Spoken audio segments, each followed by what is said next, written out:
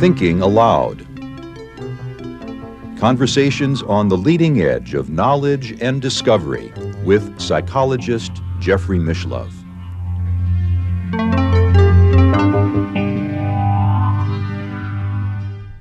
Hello and welcome. I'm Jeffrey Mishlove. We'll be exploring multiple personalities today. With me is Adam Crabtree, a psychotherapist with a practice based in Toronto, Canada. He is the author of Multiple Man, Explorations in Possession and Multiple Personality. His other titles include Evolutionary Love and From Mesmer to Freud, Hypnotic Sleep and the Roots of Psychological Healing. He is also the co-author of a fabulous anthology called Irreducible Mind and the co-editor of another excellent anthology called Beyond Physicalism. Welcome, Adam. Thank you. You, in your psychotherapy practice, have encountered several cases of multiple personality, which is sort of an extreme form of what today is called dissociative identity disorder. That's right, it is. Yes, I have worked with many of them, cases. Actually, I estimate probably 40 over time. Mm-hmm. Yes, today it's categorized as the extreme end of dissociative identity disorder, because what's involved in multiple personality is something called dissociation, which is a natural thing. We constantly dissociate in our lives, which means separate units of or packs of experience from one another to mm-hmm. keep them straight. When I'm doing this, that has a kind of unity, and I move on to something else, and so there's a kind of dissociation to a degree between them. Mm-hmm. Now, if they were dissociated so much that in this state I wouldn't even know anything about this state, that would be a problem. Yeah. And it would be a pathology. Yeah. And that's what they mean by dissociative identity mm-hmm. disorder. Well, I know when I was in high school, I had my local friends in my high school, but then I had a whole circle of other friends through a religious community, and they were out-of-town people. And I realized I had different personalities with these two different groups. That's right. With one group, I was kind of shy and bashful, and I think I had lower self-esteem. With the other group, I was a leader and kind of a heroic figure.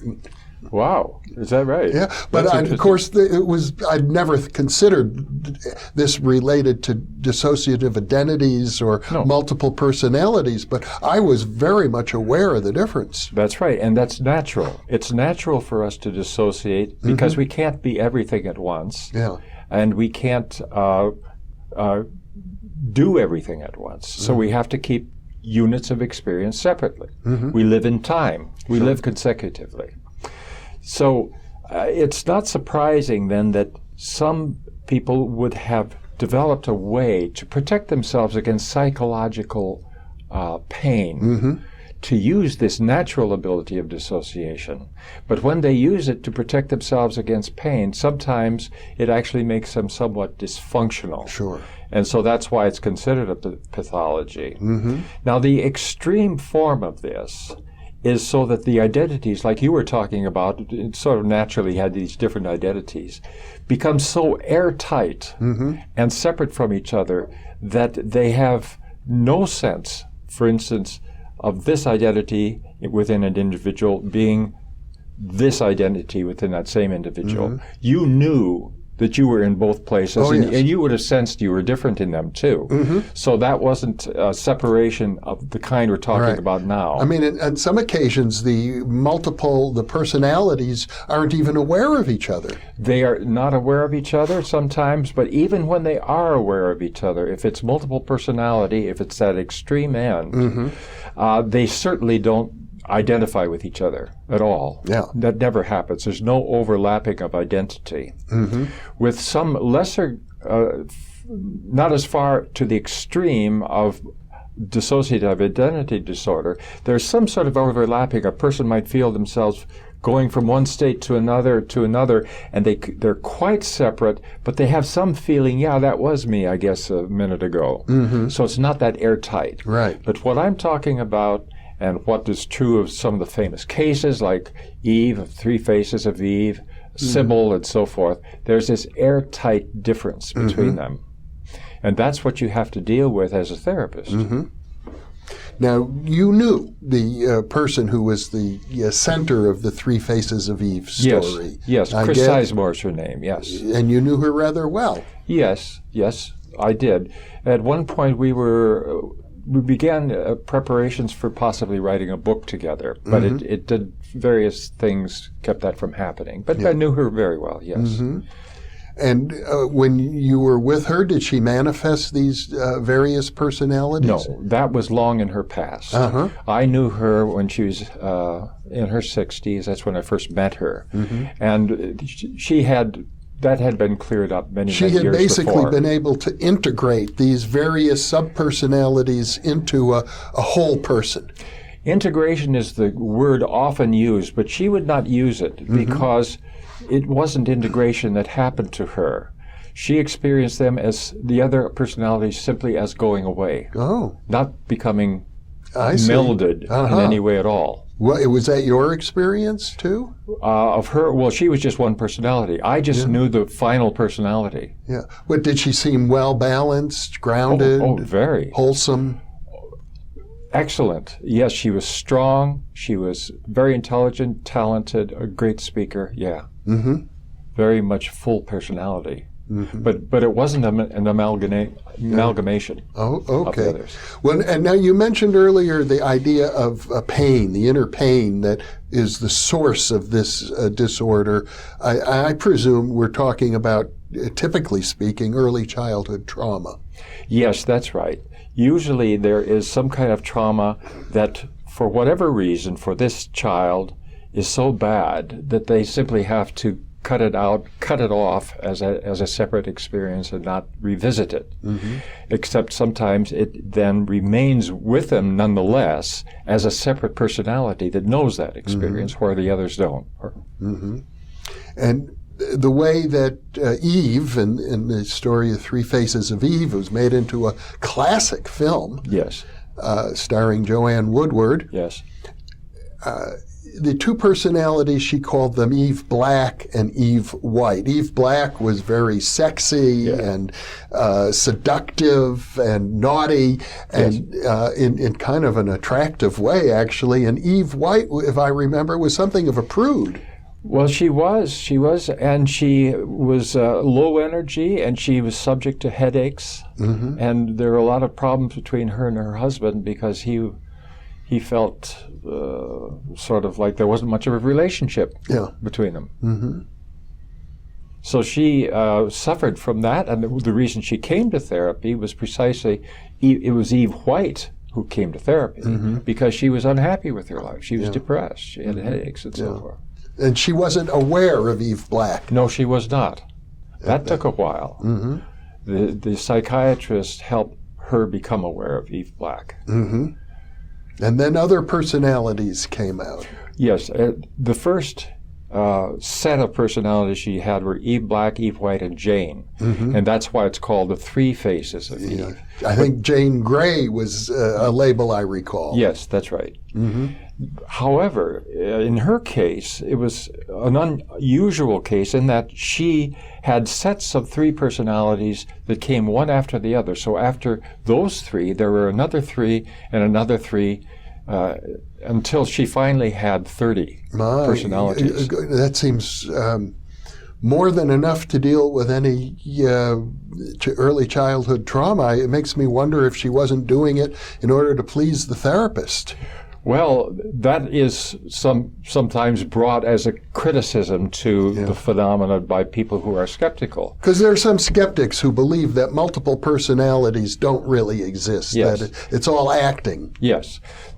Try acting that one. They can't do it, I could tell you that. There's nobody who could carry it off. But I worked with I think nearly 40 people, and none of them are acting. They were in misery because they were not getting anything out of this. Yeah. It was just ruining their lives. So the notion that the person is doing this for attention or somehow gaining something from it is absurd for anyone who actually has worked with them. Well, you know, I have interviewed Stephen Browdy, Yes. the philosopher who has written quite another book on multiple personalities, and he refers to one case that I'm pretty sure he dealt with personally, in which the person felt that having multiple personalities was a superior way of being in the world. Yes, I have known some people. I think of one particular person that I work with who was happy with her multiplicity. There were some aspects of it that were problematic, and she hoped that the therapy would remove those, but she wanted to maintain a set of persons who were constantly interacting with each other, who were supporting each other, that made her life full. Yeah. And so the notion that she should integrate them and just become one, it didn't make any sense to her. She'd feel lonely. She really had companionship with each other. We were talking in a previous interview about how almost every psychopathology has a flip side, that there's some benefit, a genuine positive benefit. Yes, yes. And in this case of this person, certainly that was true. Yeah. She wouldn't have called herself in a state of pathology, more like imperfection, because there were problems there. There was a pathology in a sense, but the multiplicity as such was not a pathology for her. Well, one of the most intriguing aspects of multiple personality disorder to me is that there are physiological changes that occur with the different personalities. Yes. I've even heard of, for example, the color of the eyes can change. That could be. I've never seen that, but I could imagine it, because definite physiological changes that are uncontrollable as far as we're concerned with our conscious mind occur just by switching a personality. They occur instantly. Chris Sizemore herself described this with her allergy to fur. In one personality, if she put on a fur coat, she would break out in red blotches on her skin because she had an allergy in that personality to fur. If she changed personalities, instantaneously, the blotches would go and she could wear the fur with no problem. Well, that's a very clear example. One would think of mind over matter. Yes, something like that. That's right. How that can be, we don't know. Yeah. She also had the experience of being allergic to cats in one personality, so her nose would be running, she would be blowing her nose and so forth. And then when she would change, she could hold the cat and there was no reaction. So she also had different eyesights. She was able to see even fine, like she said, the telephone book, she could read it very easily in one personality, but not another. I worked with a person who had to be careful when she went to her examination from a doctor, because one of her personalities had high blood pressure and the others didn't. And so if that personality was there, then she'd be treated for high blood pressure when she didn't really need it, because it was just the one that manifested that. Yeah. I mean, these are things that are not planned. They're not produced consciously. And we still don't know what the mechanism possibly could be to bring about such radical changes. But it would seem as if what we're dealing with is a manifestation of the subconscious itself. It is. Yes, it has to be that. It has to be. There's no other possible explanation. I know when I interviewed Browdy about it, he felt that there's no reason to think that multiple personality disorder is of a parapsychological nature. That well, I don't know about that, because these things, if you were doing an experiment and we're asking someone to produce blotches at will on their skin, and they could do it, that would come under what we would call parapsychology. Well, it would. If I could cause blotches on your skin, it would be. Okay. Well, okay. Okay. So maybe I'm not understanding. Normally when we think of psychokinesis, and I'm distinguishing that from mind over matter just now, there's a gray area. Like if I raise my arm because I will it, is that mind over matter? Well, yes. Yes, but it's not it is, but it needn't be parapsychological because we can think of normal mechanisms. Sure.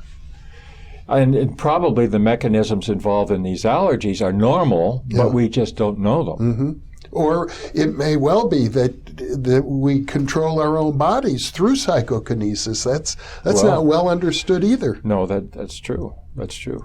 That seems to be a thesis that you couldn't automatically deny. I mean, you can't disprove that.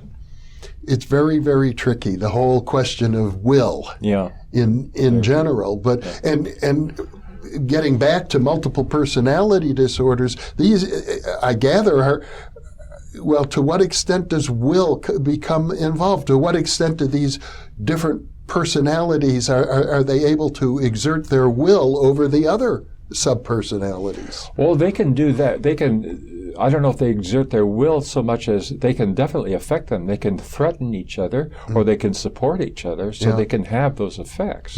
But it isn't like there's one will.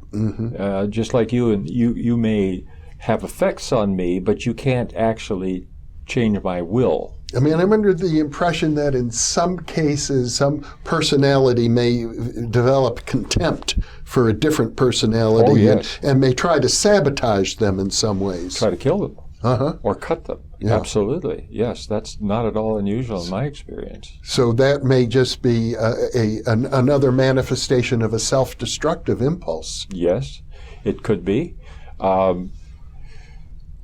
The dynamics is so different from when people have communication among their parts. We all have parts. That it's hard to know what kind of terms to put what you're talking about in. It's very difficult. I was just thinking that in terms of to go back to what is mind over matter and so forth. There's one person that I worked with who changed physically, and also her voice changed with each personality. So that, for instance, if I would see her coming to her session and she was 100 feet away, I knew which personality it was because of the way she carried herself. The gait. And her face looked very different from personality to personality, and her voices could be remarkably different. Now, to what degree that is mind over matter, and to what degree it's a natural mind over matter, to what degree it's psychokinesis, I don't know, because we're talking partly about control of the muscles, but certainly not any control that's conscious. She couldn't possibly produce that consciously. Well, there's just a big gray area when it comes to paranormal phenomenon in daily life. It seems as if you need a very well-controlled case study or experiment in order to tease these possibilities apart. Yes. Another interesting thing about multiple personality is that each personality has a body image, and those body images are different for each one. And so sometimes, and I have had this experience in my work too, when the person looks in the mirror, they see that body image. They don't see the way that person physically looks. They see that body image. Interesting. And they really believe they have that body shape and whatever. I had one experience where I was trying to move along a bit with a person, take them, have them question certain things about the separateness of the personalities. And this person had, in the personality that I was talking to at the moment, she had blonde hair, and she had a very different life and interests and so forth than the main functioning personality. And so, and she was saying, she has nothing to do with her, it's completely separate, forget about that, and so forth. So I tried an experiment. I said, now, okay, just take hold of your hair here. Now, bring it around here and take a look at it. What color is it? And she was shocked because she saw black hair, which is the actual physical hair of the person. And that body image had been with her for years. Oh. She had no idea that she had black hair.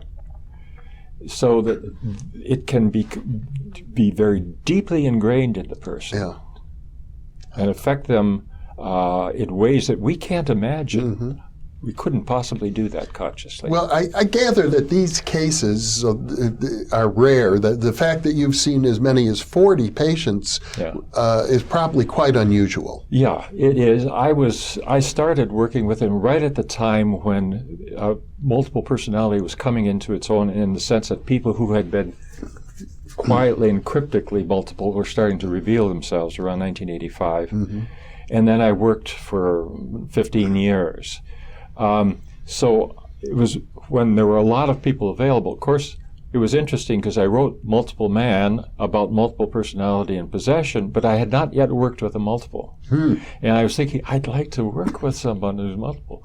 And before it was published, I had got my first multiple, and then they began coming very quickly. So you get what you wish for sometimes. How interesting, almost synchronistic. Yes, absolutely. I believe it was.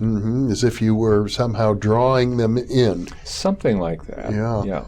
Well, what, for our viewers, and for most people viewing this video will not be full-blown multiple personalities. No. What is the lesson for the rest of us? Okay, I think the lesson is the psyche is incredibly powerful, rich, and able to do things we can't even imagine until we see it happening in front of our eyes. I think it's a matter of self-appreciation and appreciation of human beings and of the psyche, the wonderful thing it is. Well, Adam Crabtree, that is a good lesson we can all benefit from. Thank you so much for being with me. You're welcome. And thank you for being with us. Thank